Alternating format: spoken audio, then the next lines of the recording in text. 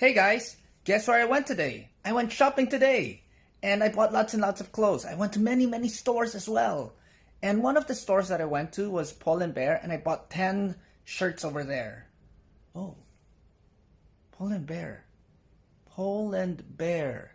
That reminds me, I need to start filming for today's episode. Alright, I need to start filming now. Episode 6 is coming soon, so I'll see you later, okay? Bye!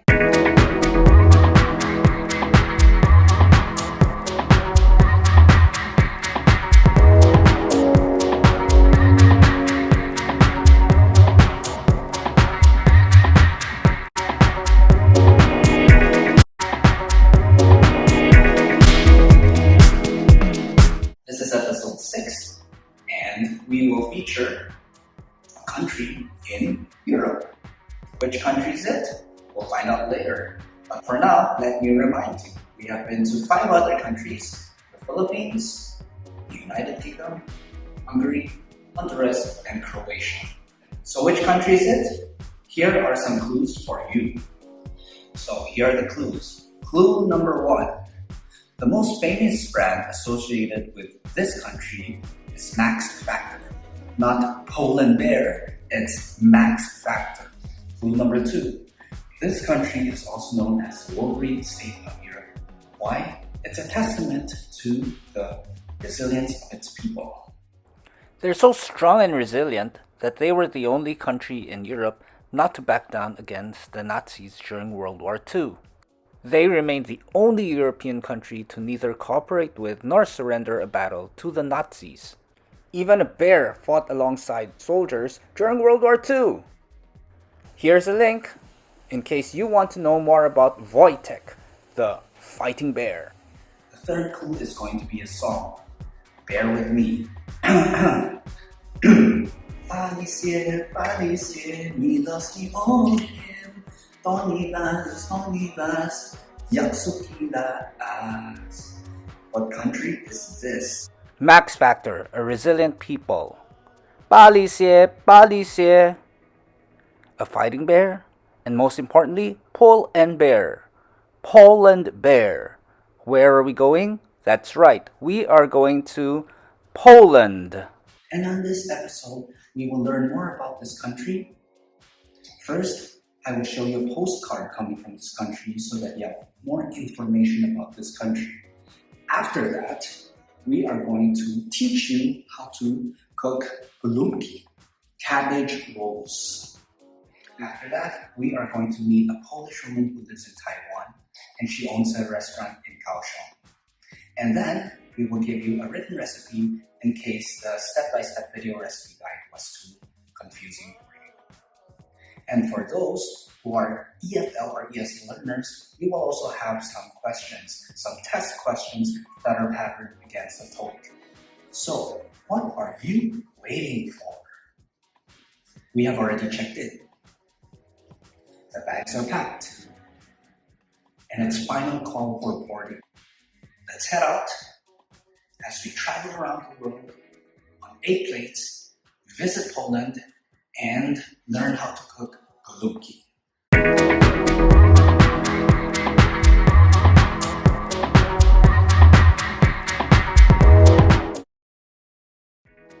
Before learning how to cook gołąbki, it is time to learn more about Poland.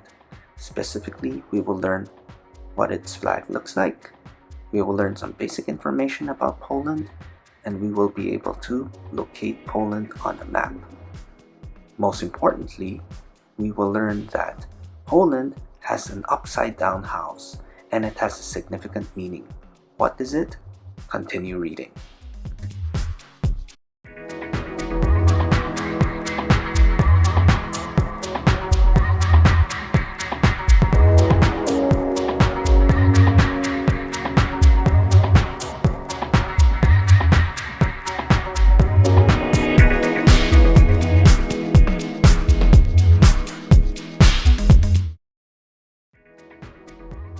Before we show you the video, let's start with a list of ingredients. You'll need half a green cabbage, ground pork or beef 500 grams, 1 onion diced, 5 cloves of garlic chopped, 1 egg, 1 lemon, 5 to 6 tomatoes, cooked rice 1 cup, oil, salt and pepper, water, and sour cream. And there you have it, the list of ingredients to make classic gołąbki. Please note that this recipe will allow you to make around 8 to 10 gołąbki. First, boil some water and open the lid. When the water is boiling, you put in half a cabbage without tearing it to pieces. To make sure the cabbage doesn't overcook, boil for 2 or 3 minutes only. While the cabbage is being boiled in the boiling water, chop some onions and put the onions in a bowl, like so. And then in the same bowl, add 1 or 2 eggs.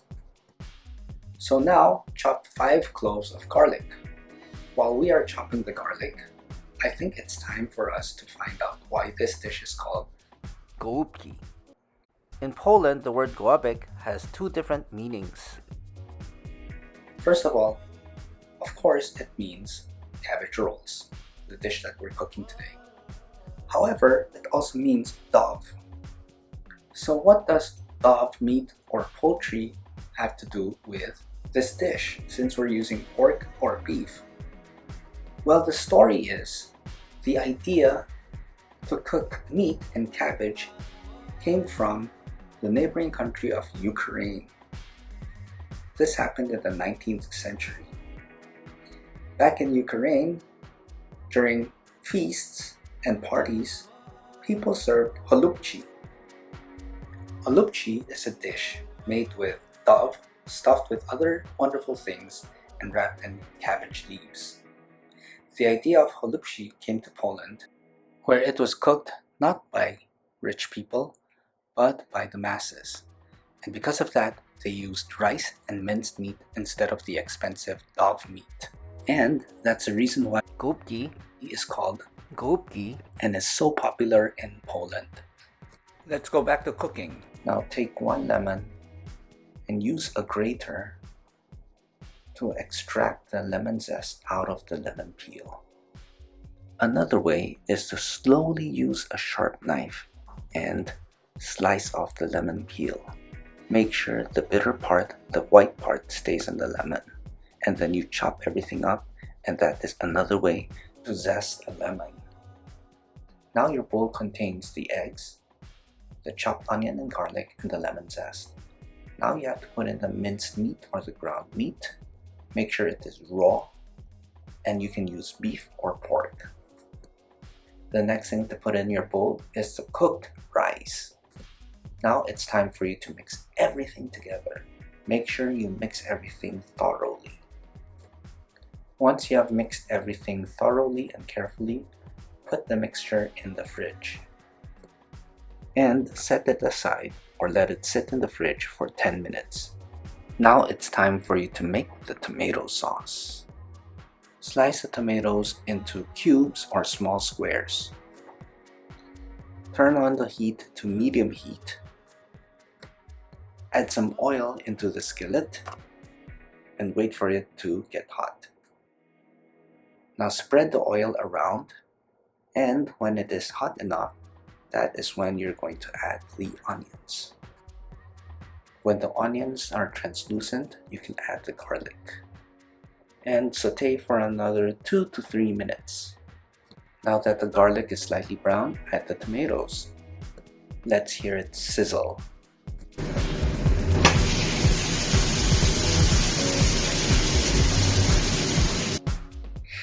Now after the mixture sizzles for a minute or 2, it's time for you to add some water.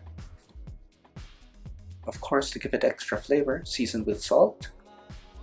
Shake, shake, shake, shake, shake, shake. And of course, the partner of salt, we have black pepper. Now turn down the heat to low heat and cover the pan and let it simmer for 15 minutes. While the tomato sauce is simmering, it's time to stuff the cabbage leaves. Take 1 tablespoon of the filling and put it at the bottom of the cabbage and then roll. Make sure that the sides are also firmly in place. To make it easier, please remove any fibrous or hard parts of the cabbage. We were able to make 9 gołąbki in total. Now once the tomato sauce has simmered down, the next thing you're going to do is you're going to spoon half of it and place it at the bottom of a dish, like so. Then carefully place your gołąbki on top of the tomato sauce.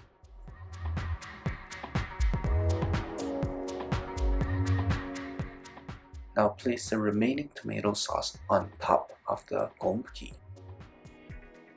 And this is what it looks like now. Though the gołąbki may smell really good, the meat is still raw. So preheat an oven and bake everything for 50 to 60 minutes.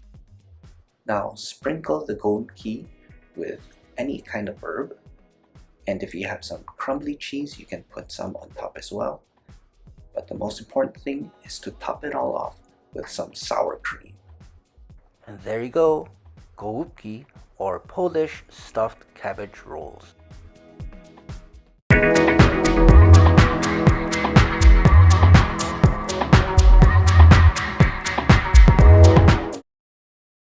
Now let's interview Miss Daria Lu and find out more about what her story is. 你好，我想问你的名字是什么？我姓卢。姓卢。对。OK， 然后我想问你们餐厅是开多久了呢？我们是从2018年7月底的开始营业，对，所以今年的7月会满4年。满4年。一开始辛苦吗？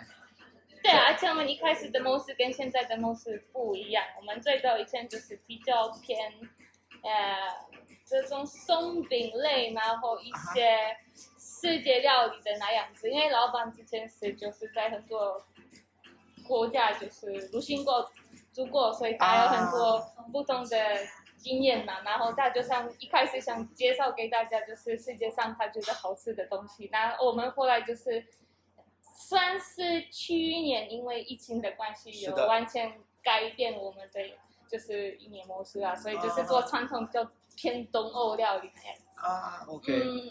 那最后一个问题是你最想念什么波兰的菜呢？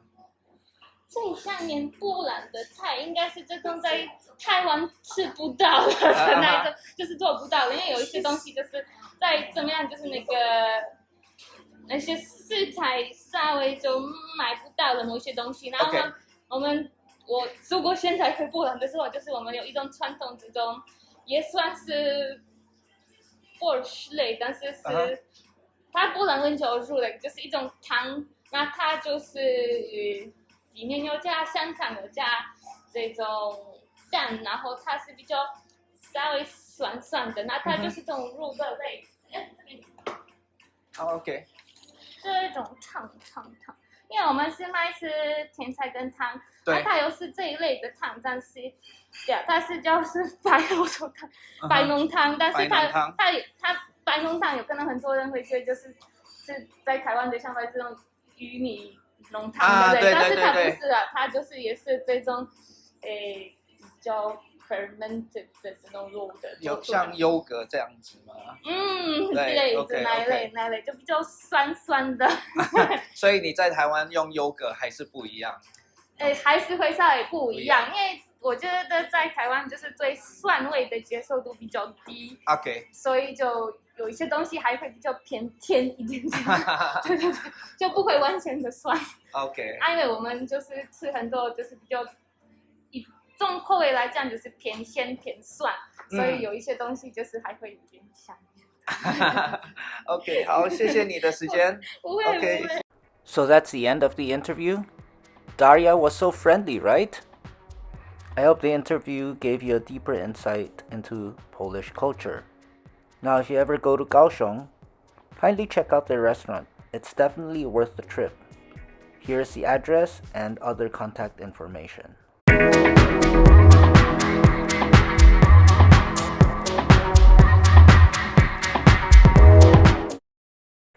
In case you need it, and in case the video recipe was a little bit confusing, here is a written recipe of gołąbki. Feel free to share in the comments how your gołąbki turned out. I know during this pandemic it's difficult and dangerous to travel abroad. Fortunately, at least we can taste a bit of Poland right in the comfort of our own home. Here's a recipe, and feel free to contact us if you have any questions.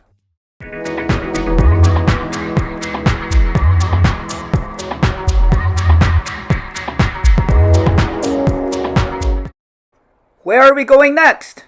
Tune in next Sunday, May 12th, to find out. Thanks for watching!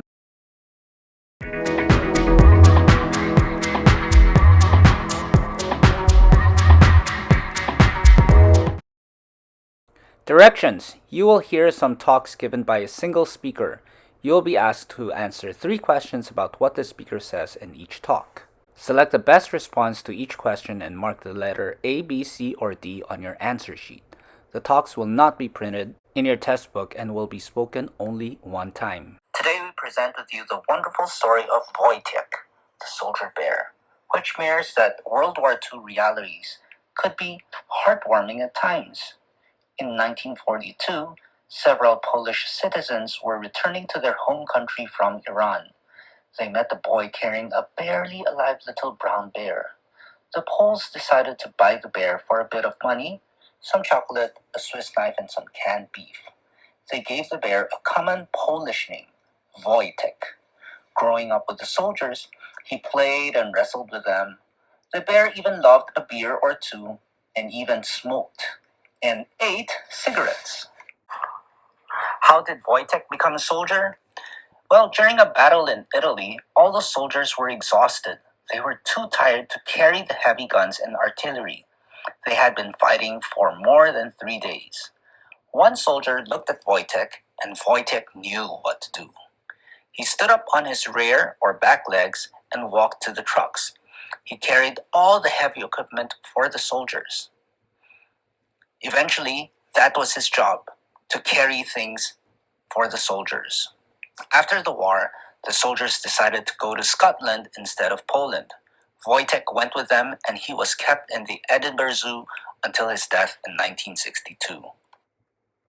The term brick and mortar refers to a traditional street-side business that offers products and services to its customers face-to-face. Almost always, the business either owns or rents an office or store so that customers can visit and buy and purchase things in person. Some examples of a brick and mortar companies are the local supermarket and the corner bag. Unfortunately, brick and mortar stores have been in the decline in recent years and have found it difficult to compete with mostly web-related businesses because the latter does not spend too much on rent and other operating costs. Although online shopping has become more and more popular, many customers still prefer to shop and browse in a physical or real store.